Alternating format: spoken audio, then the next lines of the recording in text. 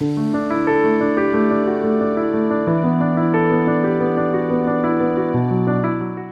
Bible is 100% true.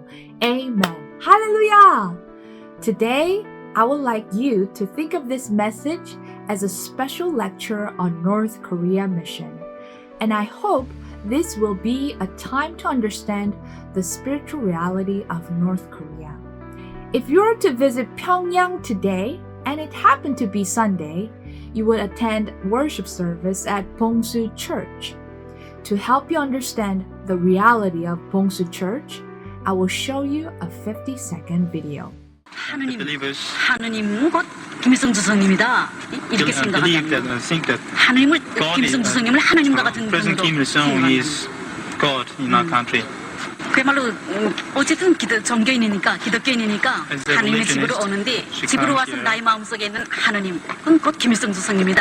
이런 마음을 가지고 김일성 주석님을 더 잘 믿고 김일성 주석님을 더 잘 받들겠다는 그런 마음을 가지고. 그러니까 죽은 예수가 다시 태어나는 부활은 안 믿습니까? 그렇습니다. 저는 예수가 죽었기 때문에 다시 태어난다. 이렇게는 그렇게는 믿지 않습니다. 우리 지금 과학의 시대에 사람이 죽었다 다시 산다는 걸 믿을 사람이 없지요. This is one of the representative churches in North Korea. Many visitors to North Korea attend worship service there on Sundays.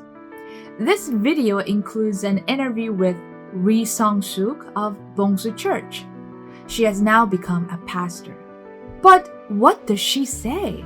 She says, "Because I'm a Christian, I come to church on Sundays, but the God in my heart is President Kim Il-sung. I do not believe in the resurrection of Jesus." That is what she said.